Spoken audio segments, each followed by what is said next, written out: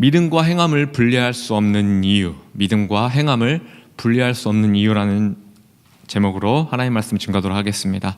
이 본문 말씀에 우리가 접근하기 위해서 우리가 이해하기 전에요, 제가 지난 목요일 날 새벽에 로마서 7장을 가지고 제가 설교한 적이 있었습니다. 로마서 7장 사도 바울이 율법과 우리의 관계에 대해서 설명을 하고 있는데, 로마서 7장의 내용입니다. 그 말씀을 잠깐 한번 다시 되짚어 보고 우리가 말씀에 들어가도록 하겠습니다. 우리는 태어나면서부터 율법이라는 남편과 혼인관계를 맺었다고 했습니다. 기억하시죠? 우리는 태어나면서부터 율법이라는 남편과 혼인관계를 맺었다고 했습니다. 그런데 여기서 문제가 있죠. 그 문제는 뭐냐? 바로 우리의 남편 율법은요, 아내인 우리를, 여러분들을 사랑하지 않는다는 거예요. 신부인 우리를 사랑하지 않는다는 거예요. 정죄합니다. 그리고 비판합니다. 손가락질해요. 하나님의 말씀을 완벽하게 100% 지키라고 맨날 잔소리한다는 거예요. 우리는 천국에 갈 자격이 없다는 거예요. 왜? 우리가 하나님의 말씀을 온전히 지키지 못하는 불완전한 존재이기 때문에. 우리는 이런 남편의 이야기를 들으니 어떻습니까? 맨날 주눅이 들겠죠. 그리고 심한 우울증, 죄책감에 빠지겠죠. 이놈의 남편과 당장이라도 이혼하고 싶어요. 그러나 불가능해요. 다른 남자를 만나고 싶습니다. 그건 죄예요. 율법이라는 남편과 우리는 이 혼인의 법으로 묶여있는 부부의 관계예요.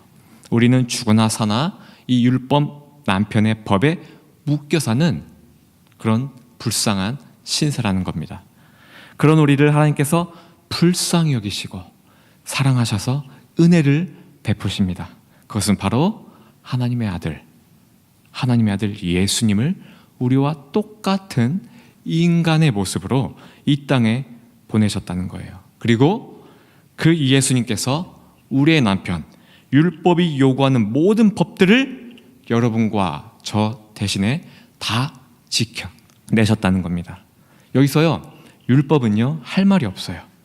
다른 사람들에겐 정죄하고 비판해도, 저와 여러분들에게 이 율법이 정죄하고 비판해도요, 예수님에게 있어서는요, 단 한마디도 하지 못해요. 여기서 끝이 아니에요.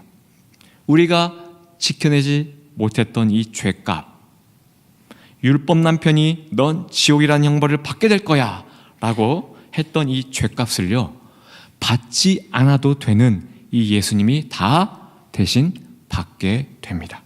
그리고 그 죄값으로 죽으셨죠. 하나님은 이 지독한 남편, 율법으로부터 우리를 해방시키기 위해서는 이 혼인관계를요, 파기해야 한다고 했습니다. 파기. 그러려면 둘 중에 하나가 없어져야 돼요. 죽어야 돼요.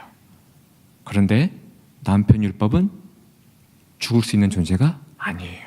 그래서 예수님이 십자가에서 돌아가실 때 누구와 함께 죽었다고요? 저와 여러분들이 함께 죽었다는 거예요. 하나님은 사랑이시죠. 우리를 너무나도 아끼십니다. 실제로 죽는 고통은 예수님이 다 담당하셨어요. 우리는 그저 예수님과 함께 십자가에서 죽은 걸로 간주해 주셨다는 거예요. 이게 하나님의 사랑이에요. 이것이 우리를 향한 하나님의 사랑이라는 겁니다. 형식적인 간주가 아니에요. 실제로 우리도 십자가에서 죄로 인해 죽은 것으로 인정해 주셨다는 거예요. 자, 이제 우리는 죽었습니다. 여기서 끝이면 절망이겠죠. 3일 뒤에 예수님이 부활하셨습니다. 그리고 우리도 함께 부활했다고 하나님이 인정해 주셨다는 거예요. 인정해 주셨다는 거예요. 결코 형식이 아닙니다. 자, 여기서 묻겠습니다. 우리와 율법은 아직도 부부일까요? 절대 아니겠죠. 우리는 죽었어요. 그러므로 혼인관계는 파기, 무효가 되었다는 사실이에요. 그리고 예수님과 함께 우리는 함께 부활했어요. 이제 우리는 다른 남자에게 시집가도 결코 죄가 되지 않는다는 거예요. 그래서 성경에서는 예수님을 뭐라고 표현한다고 했죠? 바로 새 신랑, 우리는 신부라고 표현한다는 겁니다. 여러분은요, 예수님과 함께 죽었다가 다시 살아난 존재들입니다. 믿으시죠? 그리고 여러분의 남편은요, 더 이상 여러분을 괴롭혔던 율법이 아니라는 거예요. 여러분은 새 신랑을 맞이했습니다. 바로 예수님을 말이에요. 그 예수님은요, 율법처럼 우리를 결코 정죄하지 않아요. 비난하지 않아요. 손가락질 하지 않아요. 우리의 허물, 더러운 죄를 가지고 말씀하시면서 죄책감에 빠지게 하는 분이 아니라는 거예요. 여러분의 새 신랑이신 이 예수님은요, 여러분이 하나님의 말씀을 지키지 못하는 이 연약한 존재임을 알고 계세요. 스스로의 행위로, 여러분의 스스로의 노력으로 하나님의 말씀을 온전히 100% 지킬 수 없는 연약한 존재라는 것을 아신다는 거예요. 예수님이요. 그래서 예수님이 이 땅에 오신 거예요. 그래서 예수님이 여러분 대신 하나님의 말씀을 완벽하게 지키시며 사셨다는 겁니다. 그런 예수님께서 여러분에게 스스로의 행위로 거룩해져라, 너희 스스로의 능력으로 완벽해져라, 스스로의 행위로 천국에 가도록 힘쓰라, 스스로의 행위로 의로워지도록 힘쓰라, 이렇게 요구하실까요? 이러면 율법과 다를 게 하나도 없겠죠.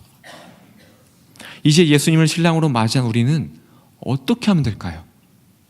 하나님을 위해 선한 열매를 맺고 살면 된다고 했습니다. 제가 지금까지 말씀드린 것은 전부 다 로마서 7장의 내용입니다. 하나님을 위해 선한 열매를 맺고 살아라. 그래서 우리를 살렸다는 거예요. 우리의 남편을 바꾸셨다는 거예요. 이게 하나님의 목적이라는 거예요. 이것을 위해 하나님께서 우리에게 새 신랑을 보내주셨다는 거예요. 선한 열매는 어떻게 하면 맺어집니까? 예수님이 가르쳐 주셨죠? 나는 포도나무요, 너희는 가지라. 너희가 나를 떠나서는 아무것도 할 수 없느니라. 아멘. 우리는요, 예수님께 그저 붙어 있으면 된다는 거예요. 붙어 있으면 된다는 거예요. 나무에 붙어서 영양분을 공급받으며 살아가면 된다는 거예요. 그러면 우리에게서 포도라는 열매가 주렁주렁 맺어지게 된다는 겁니다. 하나님은 농부라고 예수님이 비유하셨죠. 농부. 우리에게서 맺어진 이 포도를 보시고 매우 기뻐하신다는 거예요. 하나님이요. 이것이 바로 하나님의 선한 열매. 우리가 한 것이 무엇이죠? 없어요. 우리의 행위로 포도가 맺어진 것이 아니죠. 그저 우리가 한 것은 예수님께 붙어 있는 것뿐이에요. 나머지는 다 누가 했죠? 나무가 한 거예요. 나무가. 예수님이 다 하셨다는 거예요. 자, 여기까지가 로마서 7장의 말씀입니다. 예수님의 비유의 말씀입니다. 자, 이제 로마서 4장 1절에서 3절 본문 말씀으로 돌아와서요. 1절이죠.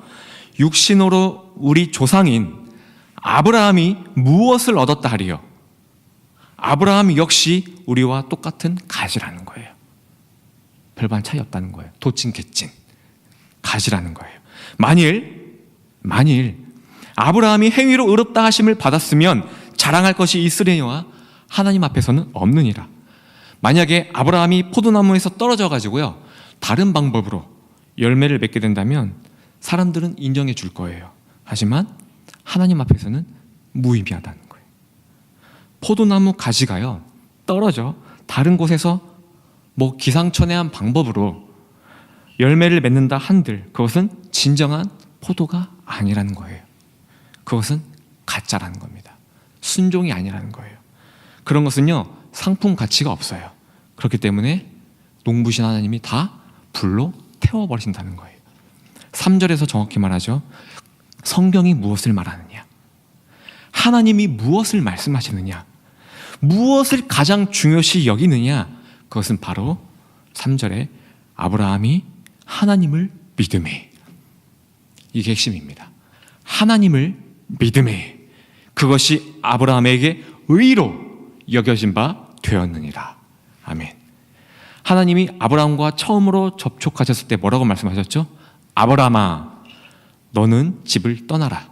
내가 지시할 땅으로 가라. 아브라함의 행위를 보신 것이 아니에요. 아브라함의 행위를 테스트한 말씀이 아니에요. 나를 믿어라. 나를 믿어라. 아브라함은요, 하나님의 말씀을 믿었어요. 믿으니까 어떤 열매가 맺어집니까? 이 믿음이 아브라함을 끌어갔습니다. 이 믿음이 아브라함을 견인했다는 거예요. 하나님이 지시하신 땅으로 움직이게 했다는 거예요. 가장 중요한 사건, 100세에 얻은 아들 이삭, 얼마나 귀하겠습니까? 그렇죠? 하나님께서 이삭을 통해 많은 것을 이루시겠다고 약속까지 하셨습니다. 아브라함은 이 말씀을 굳게 믿었습니다.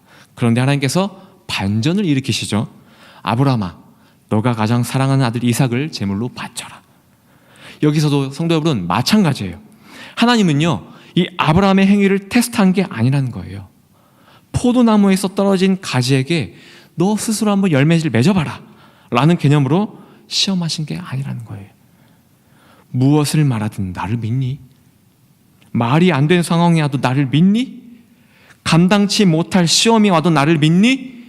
너의 이해의 범주를 넘어선 시험이 와도 너가 이해할 수 없는 말이 안 되는 말을 내가 너에게 명령해도 너는 나를 끝까지 믿니? 아브라함은 역시 믿었어요. 아브라함은 믿었습니다. 성도 여러분, 하나만 생각하십시오. 하나만 집중하십시오. 아브라함은 말도 안 되는 하나님의 말씀을, 말도 안 되는 우리 이해의 범주를 넘어선 말도 안 되는 이 하나님의 말씀을 믿었습니다. 하나만 생각하십시오. 믿었습니다. 믿었습니다. 하나님을 향한 아브라함의 믿음, 이 믿음이요, 믿었던 이 믿음이 아브라함을 움직였다는 거예요. 이 믿음이 아브라함을 움직였다는 거예요. 끔찍이 아끼고 사랑하는 아들 이삭을 데리고 산으로 이 믿음이 움직이게 했다는 거예요. 그래서 오늘 본문 말씀 3절에 하나님을 믿음에 그것이 그에게 의로 여겨진 바 되었으니, 아브라함이 의롭게 된 것은 아브라함 스스로의 행위가 아니라요, 하나님을 믿음에, 그 믿음이 아브라함을 의롭게 했다는 거예요. 그 믿음이 아브라함을 움직였다는 거예요. 성도 여러분, 성경에서 말하는 믿음은요, 행위와 이것을 뗄 수 없는 동전의 양면이라고 성경에서는 정확하게 말하고 있습니다. 둘은 뗄 수 없는 관계래요. 하나래요. 성경에서 말하는 믿음은요, 여러분들이 결코 가볍게 여기서는 안 됩니다. 성경에서 말하는 믿음은요, 단순히 고개를 끄덕이는 긍정, 동의가 아니에요. 성경에서 말하는 믿음은요, 바로 저와 여러분들을 이끌어가는 것, 이게 믿음이라는 거예요. 아브라함이 끔찍이도 아꼈던 아들을 죽이려고 하기까지 움직이게 한 것, 그 정도로 하나님을 절대적으로 신뢰하는 것, 이게 바로 성경에서 말하는 믿음이라는 겁니다. 여기가 좋습니다. 하나님, 가족도 있고 돈도 있고 아버지 모든 것이 좋습니다. 그런 하나님이 떠나라 말씀하시면 모든 것을 내려놓고 떠나는 것, 그것은 바로 아브라함의 결단이 아니라 하나님을 믿음에, 이 믿음이 나를 움직이게 하는 것, 이것이 바로 성경이 말하는 믿음이라는 거예요. 역사적으로 보면요, 많은 신앙의 선배들이 복음 때문에 핍박을 당했습니다. 상상을 초월하는 고통을 당한 분들이 너무나 많아요. 끔찍한 고문을 당했습니다. 그래도 끝까지 예수님을 붙들었습니다. 그리고 목숨을 잃었어요. 성도 여러분, 이것은요, 인간의 의지로 결코 할 수 있는 일이 아니에요. 이들이 순교를 맞이할 수 있을 만큼 대단했던 비결이 무엇인지 아십니까? 믿음이 이들을 바로 붙잡았다는 거예요. 믿음이. 하나님을 믿음에, 성경이 말하는 이 믿음이 이들에게 바로 있었다는 거예요. 이들이 끝까지 포도나무에서요, 떨어지지 않았다는 거예요. 나무에서 공급되어지는 이 영양분, 이 믿음이라는 이 영양분을 먹기 때문에 이들이 핍박을 견뎌냈고, 고문을 견뎌냈고, 목숨을 잃기 직전까지 하나님을 배신하지 않고 붙들었다는 겁니다. 우리는 이들을 기념하여 순교자의 노래를 만들어 찬양을 많이 합니다. 성경에 나오는 대단한 인물들을 기념하여 복음성가를 만들었습니다. 우리 바로 전 세대 살다 가신 훌륭하신 선교사님들, 목사님들 계시죠. 기념관을 세웠습니다. 그들을 담기 위해 우리가 많이 공부도 하고 그들의 서적도 읽기도 하고 우리가 그들의 역사를 우리가 발자취를 우리가 밟기도 하죠. 배우고 싶어하고 우리는 그분들을 많이 존경하기도 합니다.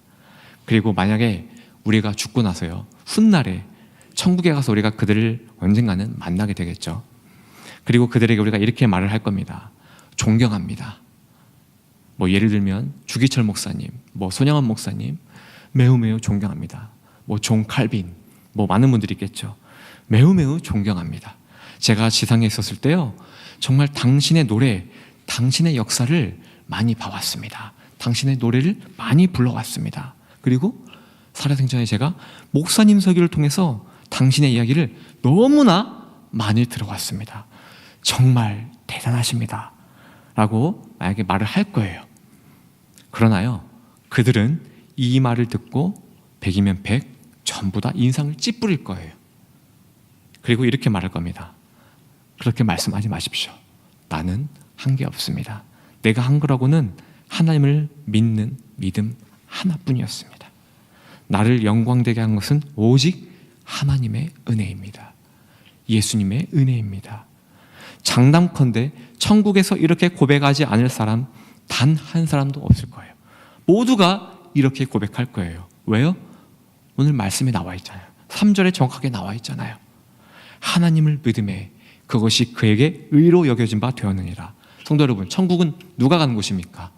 의인이 가는 곳이에요. 의인이 되려면 하나님을 믿어야 돼요. 예수님께 붙어 있어야 된다는 거예요. 예수님을 떠나 스스로의 열매로 의인이 된다 한들 그것은 하나님에게 있어서 불법이요, 결코 의인이 아니라는 겁니다. 이런 자들은요, 천국 백성이 아니라는 거예요.